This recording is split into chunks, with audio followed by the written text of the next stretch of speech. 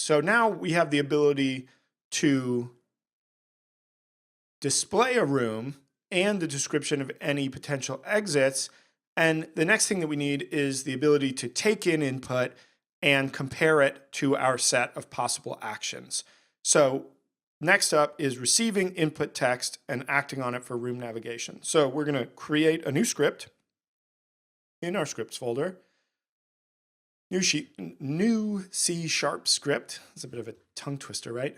New C# script called text input. She sells seashells by the seashore. And in text input, we are going to get rid of start and update. We don't need them. We are going to need a function that returns void called accept string input, which is going to take a string called user input. And the very first thing that we're going to do, because we're going to be comparing strings, right? We're going to be doing string equality operations, saying, does this one string equal this other string? We don't want to get thrown off by capital or lowercase letters. So we're going to take all the user input and we're going to set it to equal user input dot to lower, which is going to convert it to all lowercase characters. So we're going to strip out any capitals that the user may have gotten angry and typed in all caps. Then we're going to add a private game controller called controller, and again, get a reference to it in awake. Controller equals get component game controller. So this is also going to be attached to the same game object. Actually, all our gameplay scripts are going to be on the same game object on the game controller.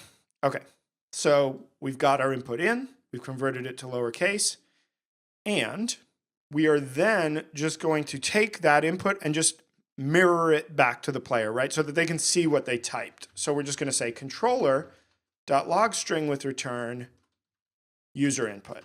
Now, we want to be able to get input from our input field, right? The input field game object is it's a pre-created object as part of the Unity UI system. We've already made one in the scene, but we need to add the UI namespace to be able to make a variable of the input field type. And this is going to be public. So this is going to be a public input field. And we're going to call it input field. Now, what we want to do with our input field is we want to call the accept string input when the on-end edit event is raised by the event system. So I'll just show you quickly.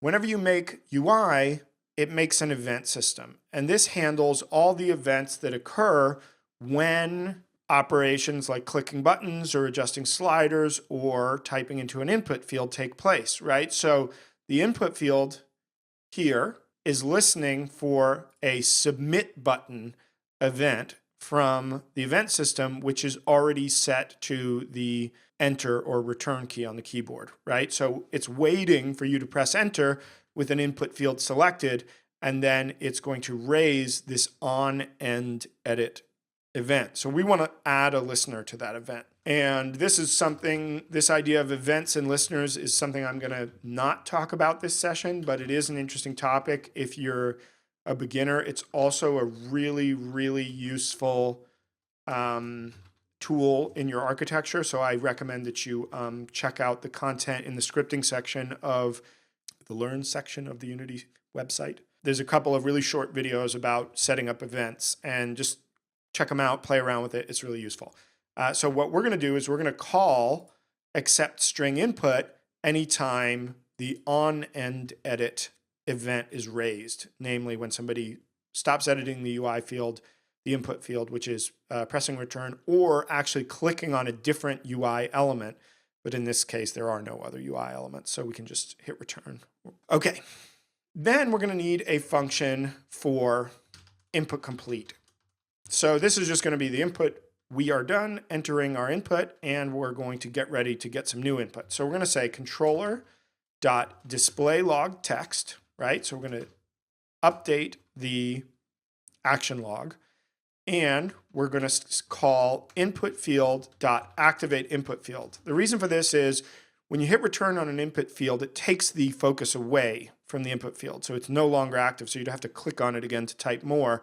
In a text-based game, you don't want to do that. So we're just going to reactivate it automatically and put your cursor back in there. And then we're also going to set input field dot text to equal null, meaning it's empty, right? We're going to empty it out and get ready for the player to type something new. We're going to call that at the end of accept string input, right? We've got some input and now the input is complete. And now we can save. This is not completely done. All this is going to do right now is mirror the user's input back to the display, but for now, that's all we can do. So we're going to just test that real quick. So we're going to select the game controller, drag the text input component onto it. We have our input field variable. We're going to drag in the input field game object, which is a child of the canvas. And then play, and we can test, go north, what? And we can see that we can type our text and it's now added to the log in lowercase with a carriage return. So far, so good. So the next thing that we want to do is start to set up the actual interactivity. So responding to what the user has typed. Before I do that, let me just check the chat and then we will continue. Yeah, if you're looking for a more advanced scriptable object focused tutorial, you can check out the last session, Pluggable AI with Scriptable Objects. And I also did a 2-part session on creating a character select system with scriptable objects.